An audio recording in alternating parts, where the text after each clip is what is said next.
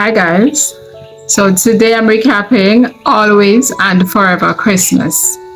Lucy and Scott love story.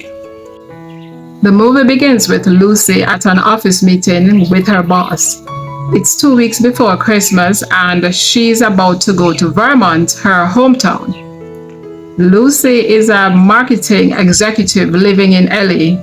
Her parents have been running the year-round Christmas store Forever Christmas in Vermont that she inherited from her granddad. They're about to retire and Lucy finds a buyer who is about to turn it into an athleisure store. She sends her parents to Hawaii as a thank you for running the store and putting off their retirement. The next day she arrives in Vermont to a very outdated Christmas store. She stays at her grandpa's apartment upstairs the store. Then Mrs. Claus, aka Carol, shows up out of the blues, says she's there to help her with the store. The next day, she finds out there's no Wi-Fi or computer at the store. Then she finds a local diner across the street with free Wi-Fi. She ends up meeting Scott, the owner, who goes to pour her some coffee.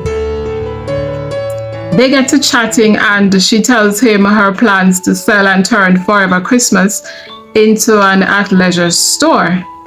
Later, the buyer for the store calls her, saying he's unable to make it the next day. Lucy is hoping to wrap things up with the store as quickly as possible, then return to LA. But now, she has to wait till closer to Christmas. Then Lucy bumps into Scott at the 12th day of Christmas annual Christmas tradition. Then he walks her back to the store. The next day, Lucy goes by the diner to work on a website for the store. Scott takes her coffee and volunteers to give her a tour of the town since she left when she was only 9. Later, Forever Christmas hosts a story nook where Lucy reads books to the kids.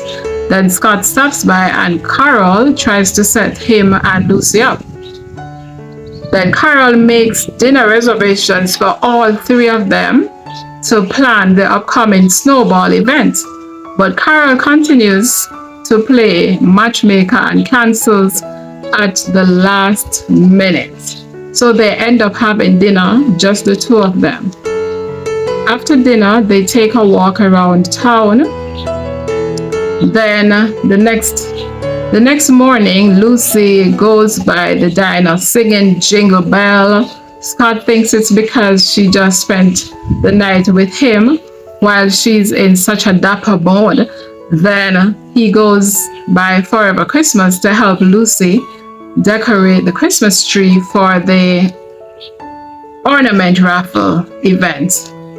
The next night, Lucy and Scott volunteer at the annual snowball where they host the ornament raffle.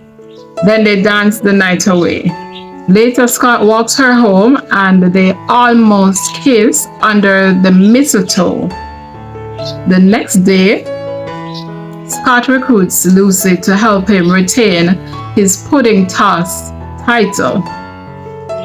The next day, the buyer shows up to sign the paperwork for the store and Lucy signs the paperwork. Later, Scott shows up at her house 11 o'clock at night, says he has something to show her. Then Scott takes her across the street through a candlelight pathway to a candlelight picnic in his diner.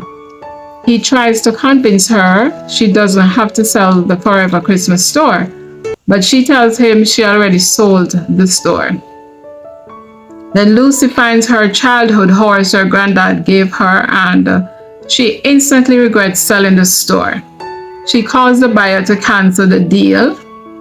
Later, Scott recruits some people, looks like the whole town, to sing Christmas carols at Lucy's apartment to give her a nice send-off. Then the buyer calls off the deal. Lucy and Scott confess their love for each other. Then they kiss. 1 year later, they are engaged and are living in LA. The end. If you like this movie recap, then you can find some more here. Okay, bye.